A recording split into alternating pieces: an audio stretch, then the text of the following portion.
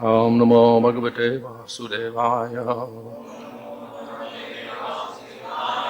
Om Namo Bhagavate Vasudevaya. Om Namo Bhagavate Vasudevaya.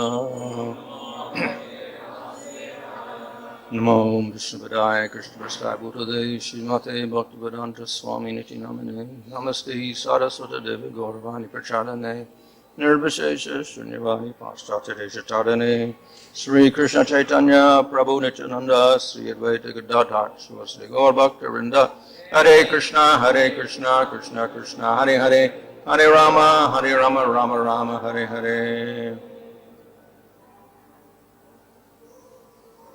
Reading from Srimad Bhagavatam, Canto 10, chapter 52, verse 42. Ata purantara charim anihatya bandhu Tvam udvahe katam iti pravadam yapayam Purve dur asti mahati kula devayatra Yasyam Bakir Navavadur Girijam Upeya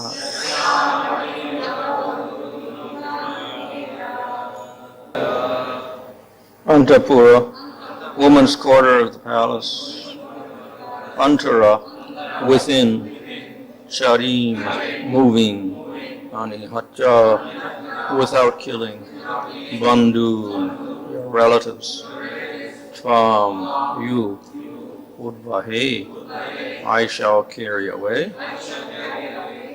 Katam, how, iti, saying such words. Pravadami, I shall explain. Upayam, means. Purvedyu, on the day before. Asti, there is. Mahati, large. Kula, of the royal family. Deva, for the presiding deity. Yatra, ceremonial procession. Yasyam, in which. Bahi, outside. Nava, new. Vadu, bride. Girijam, goddess Girija. Upeyat, approaches. Translation, since I will be staying within the inner chambers of the palace, you may wonder, how can I carry you away without killing some of your relatives? And I shall tell you a way. On the day before the marriage, there's a grand procession to honor the royal family's deity, and in this procession, the new bride goes outside the city to visit goddess Girija. Purport, clever Rukmini anticipated a possible objection on the part of Sri Krishna. He certainly would not object to subduing rascals like Shishupala and Jarasandha, but he might be reluctant to injure or kill Rukmini's relatives, some of whom might block his way to the palace's inner sanctum where the women were protected. The procession to or from the temple of Girija, Durga, would provide the perfect opportunity for Krishna to kidnap Rukmini without harming her relatives. O lotus-eyed one, great souls like Lord Shiva hanker to bathe in the dust of your lotus feet and therefore destroy their ignorance. If I cannot obtain your mercy, I shall simply give up my vital force, which will have become weak from the severe penances I will perform. And then, after hundreds of lifetimes of endeavor, I shall obtain your mercy. The divine Rukmini's extraordinary dedication to Sri Krishna is possible only on the spiritual platform, not in the fragile world of mundane affection. The Brahmana said, "This is the confidential message I have brought with me, O Lord of the Yadus. Please consider what must be done in these circumstances and do it at once." Purport, when the Brahman arrived, he broke the seal of a confidential letter written in the privacy of Rukmini's quarters and meant only for Lord Krishna, using the term Guhya Sandesha. The trustworthy Brahmana, personally selected by Rukmini, here affirms that he has not violated the confidentiality of this message. Only Lord Krishna has heard it. Since the marriage of Rukmini was fast approaching, Sri Krishna would have to act immediately. The term Yadudeva indicates that Lord Krishna, as the Lord of the powerful,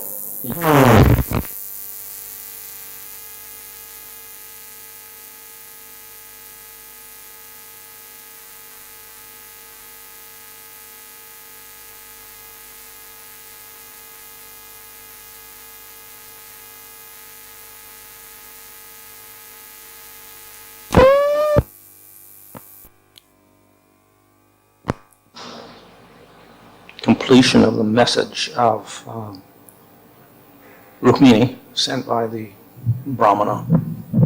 And in this letter or message, she has directly indicated her very strong attachment to Krishna, and also that he is the Supreme Lord, and that she doesn't want to have anyone else as her husband. And she's delivered this through the Brahmana in a very confidential way so that no one else can understand this. So Krishna received this letter in confidence, also in a solitary place where no one else could hear the message.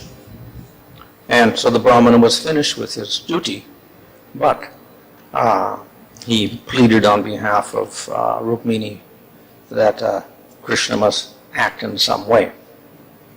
So in the circumstance, of course, the marriage was to happen very, very quickly, in a few days. And the only possibility would be that Krishna himself goes there and somehow abducts her and stops the marriage, since the preliminaries had already been arranged for Rukmini to marry Shishupala. Nothing could really be done at this point except to carry out this process of Rakshasa type marriage. So in her letter, in this particular verse, Rukmini mentions how the way to do it is, without harming her close relatives, would be to abduct her when she went to the temple of Durga Devi outside. And at that time, it would be much easier to take her away. And, of course, this is that is described in the next chapter, how she went to the temple, and then everyone saw her. You know, all the demons became mad with desire for her because of her beauty. And she was always also very worried because Krishna had not arrived and he was nowhere around. And then suddenly he appeared and he took her away, to everyone's surprise, including her surprise. So in this way, this arrangement of going to the temple of Durga Devi gave an opportunity for him to carry out this feat without too much violence. But there was also opposition. There was opposition of the brother, and was opposition of Shishupala and his the other demons. But that was actually not very considerable in the sense that they were not devotees anyway, so therefore it didn't matter if they get harmed or injured in some way. So this became a very good plan that Rukmini had arranged for Krishna, in which there was a minimum of violence and only the demons would get harmed. And that is why she mentions this particular method in her letter to Krishna. So as I mentioned yesterday, she had great attraction and had made a determination that no one else should be her husband, on the basis of hearing only, not seeing at all, just hearing about him. So this also indicates that there were many people who were devotees of Krishna, and they had also accepted him as Supreme Lord. So they were also full of praise for Krishna. And it's because of this that Rukmini developed her attraction. But as we also have heard explained, she is also eternally the consort of Krishna. So therefore, it would not take too much to incite her love of Krishna, even though she had not seen him.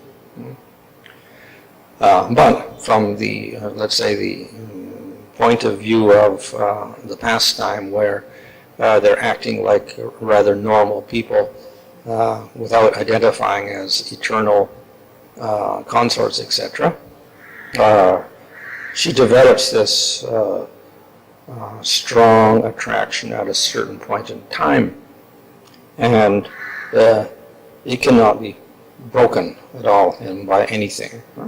So that is an indication of prema. The definition of prema is that in spite of obstacles, it is never obstructed, it never decreases. In fact, the obstacles only increase the love. So here we find an obstacle in the love, that is the marriage ceremony to Shishupala, and also all the other demons surrounding the place and whatever. So there is an obstacle to her love. And of course, the very fact that Krishna was at a distance in another city, and she also didn't even know if he would respond one way or the other. Of course, the Brahmana came back with a consoling message, but even then she had doubts whether he would come or not, and the hour was getting very late, and then still no message came. So this is also an obstacle. She had to communicate by letter, and then she was unsure of the response of Krishna even. So that's another type of obstacle for her. But in spite of this, her love continued, and she never gave up.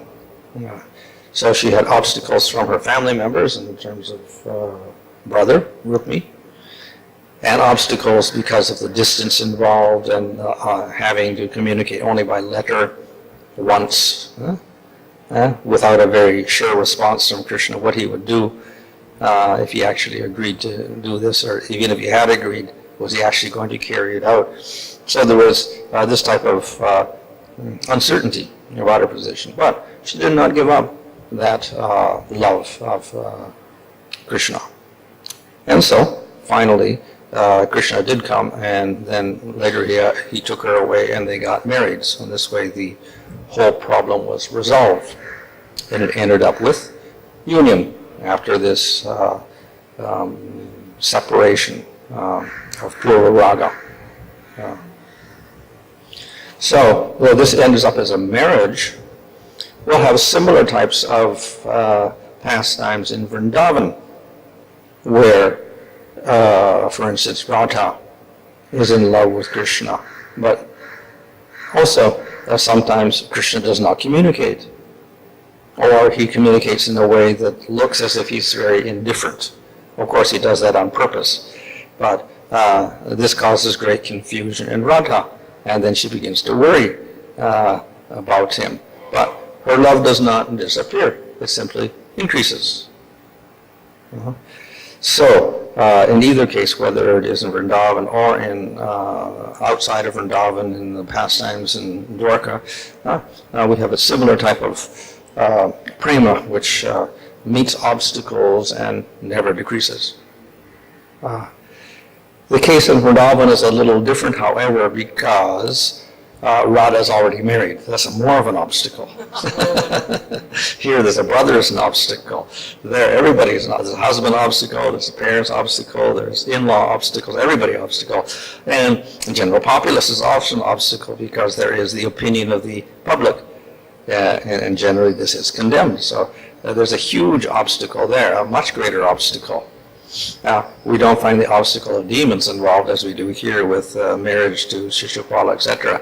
But on the other hand, Krishna is displaying his powers and acting as a king. So there is some, we say, freedom here in which Krishna can freely act to carry out his desires and satisfy Rukmini. In Vrindavan it is a little different because Krishna is playing a cowherd boy, and he also has to keep everything secret. He cannot publicly display his valor or his love or anything. So the situation is much more difficult there. Very, very difficult, particularly for the gopis, including Radha, because everything has to be done very, very secretly. And no one can be aware of it. The parents cannot be aware of it at all. In the case of Rukmini, she actually told her father, "I don't want to marry Shishupal." She was, and so, but so it was a little bit public. She disagreed, but in Vrindavan, their attraction to Krishna is completely secret. So it's a greater obstacle. The meeting has many more obstacles in it because of the nature of the parakiya love. Yet this increases the intensity of that love because of that particular situation. And that is why the love in Vrindavan is considered more intense than the love of the queens in Dwarka, because of the parakiya nature of the rasa. The other difference, of course, is that actually in Dwarka, Rukmini is the first queen, and her nature actually is a little different. In spite of the fact that here she acts rather boldly, her relationship with Krishna is rather submissive. And this is exactly the nature of Chandravali in Vrindavan, so often Chandravali and Rukmini are equated. Whereas Radha is not submissive like that, so they're opposites in some way. Nevertheless, Krishna is attracted to both of them, so therefore Radha is considered to be the highest devotee. Is Chandravali.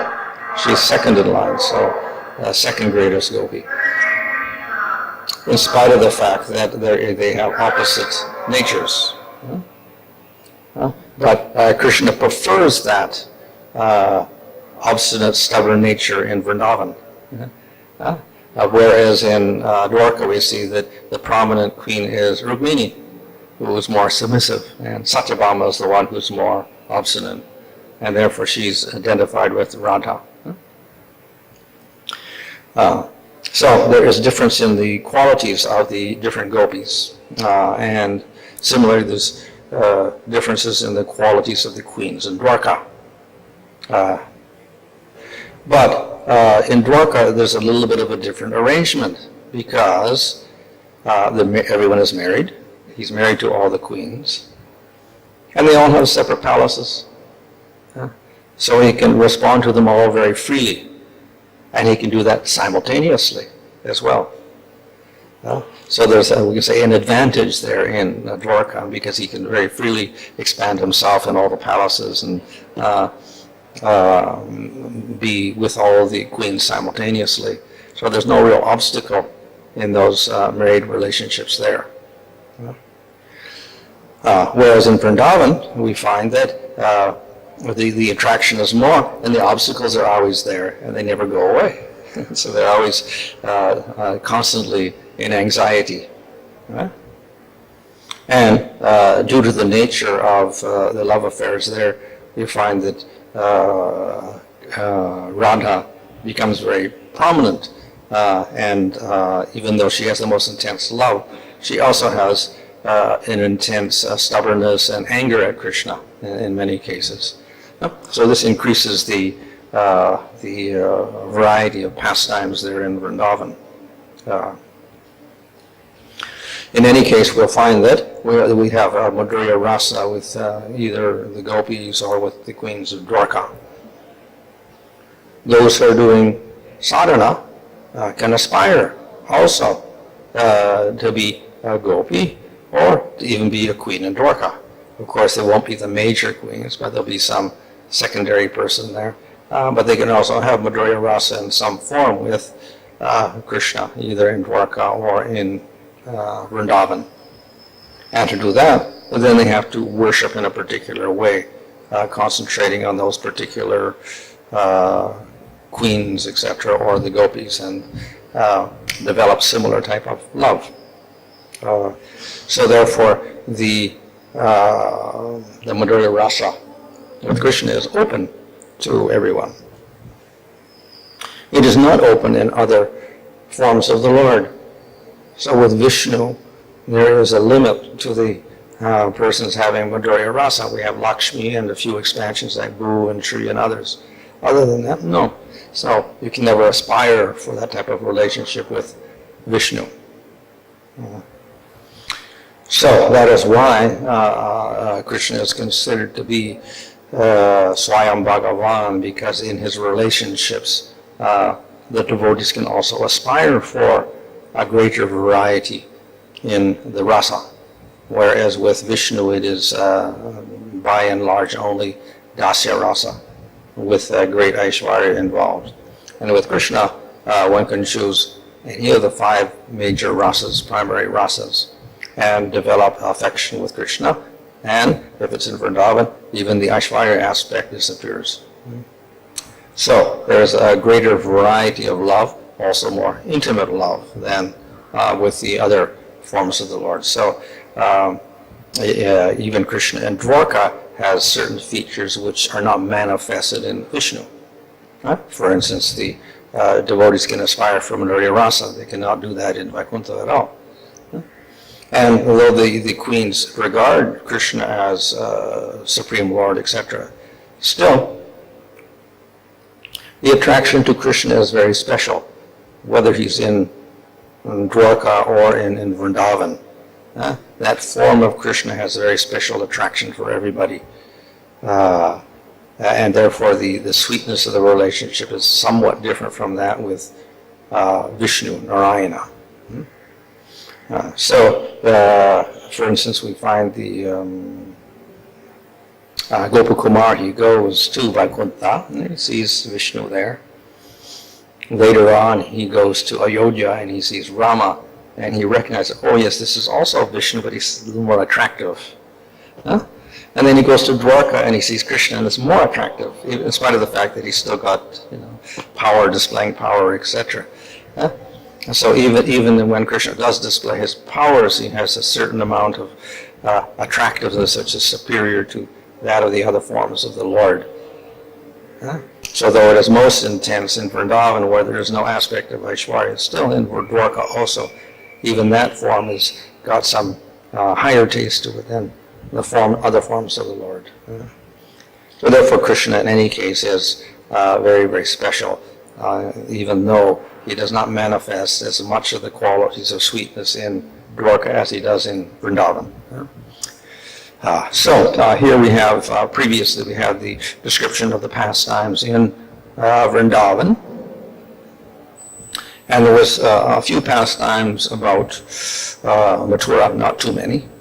And now we have pastimes in Dwarka. And so there's quite a few pastimes in Dwarka, many, of course, which involve killing demons, etc.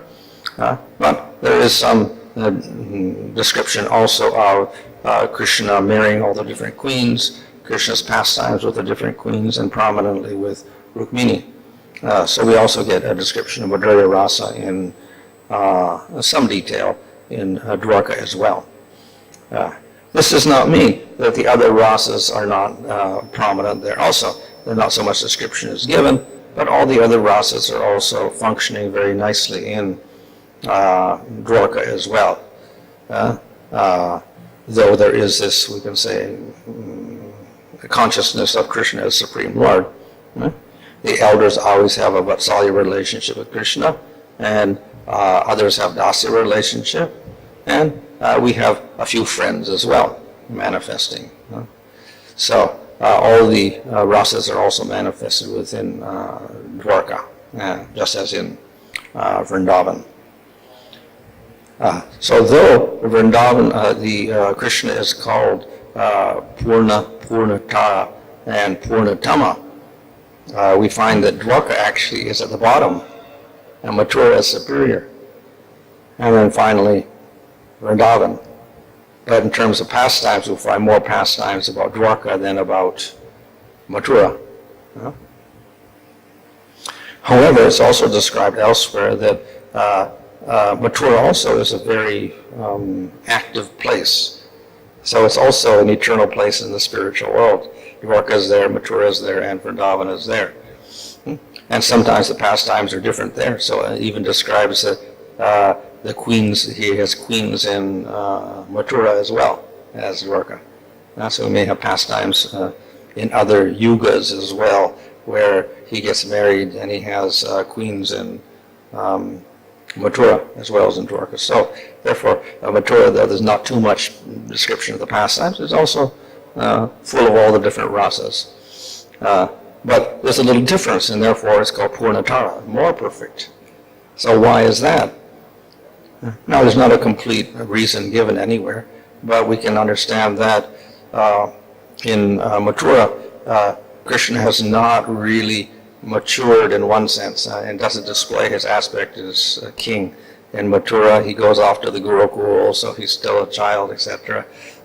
And then later when he goes to Dwarka, then we find him sitting on the golden throne, as we see here with the Brahmana approaching.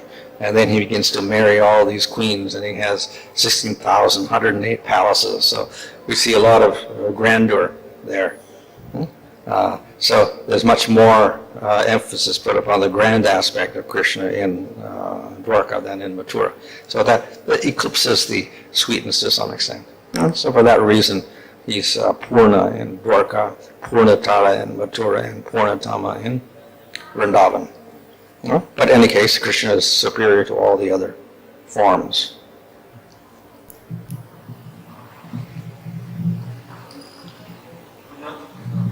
Can we take this instance of Rukmini requesting Krishna to take her away to be an analogy for the fallen souls in the material world? Well, indirectly we can say that. This, of course, is a particular pastime where there are parents and brother involved in opposition, etc. But it does display the intensity of the love, so that in any case there should be that Krishna should come and rescue them. But this, of course, is a case of marriage. In the case of the jivas in the material world, it's not particularly marriage as such with the Supreme Lord, but nevertheless they want to be under the protection of the Lord. But here, Rukmini, Radharani, we are mentioning about Radharani not being so submissive, or she's being very stubborn. Is it by nature, or is it for the sake of Krishna she is acting? I mean, she's playing that. Nature. Well, which well in Lamani, there's a whole description of the different types of gopis and their different moods, etc., like that. So some are very mild and innocent, some are more bold, some are less bold, some are very argumentative, and whatever like this. So each particular gopi has a particular nature, which is their character. And Krishna is attracted to all the different varieties. But again, the obstacle generally is supposed to increase love, but for a sadhaka we see it is more of a, it slows down the interest, or it's more of a negative energy, Maharaj. An obstacle comes on the path of Krishna consciousness. Maharaj just mentioned that the obstacles is generally used for the sake of increasing one's love for Krishna. Yeah. In a sadhaka's life, when obstacles comes, it puts more as a negative energy. Yeah, of course. In the material world, it's different. It's not. This is the definition of prema. So if we don't have prema, then the obstacles are going to be different.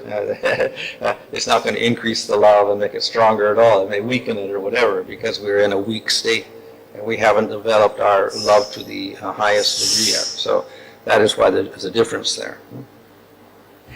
Is there any significance in terms of Hiranyaksha taking away Bhuma Devi, or Ravana taking away Sita, or here Sisupala is trying to take away Rukmani? Is there a significance? Because all of them seem to be playing a kind of similar role, Maharaj. With who? The demons? Yeah, Hiranyaksha, then Ravana, then here Shishupala, who are coming from those two gatekeepers.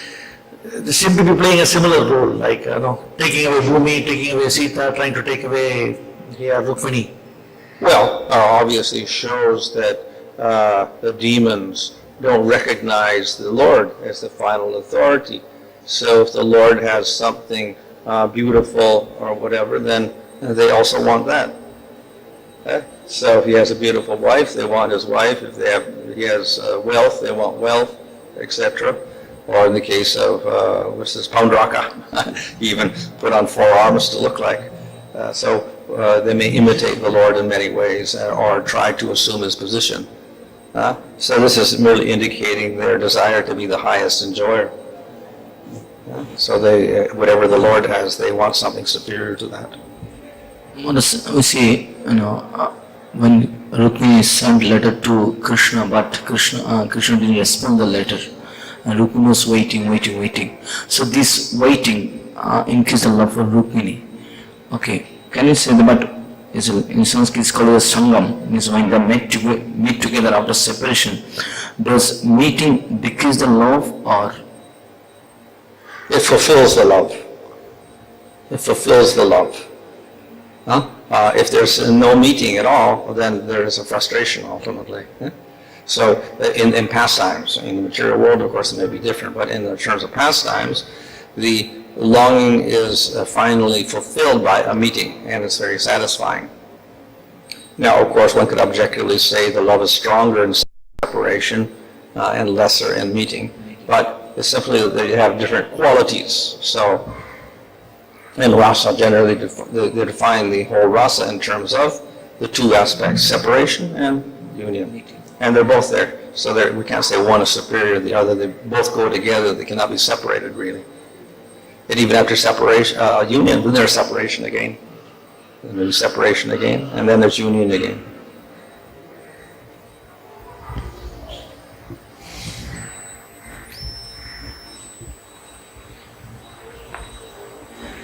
Thank you for your wonderful class, Maharaj.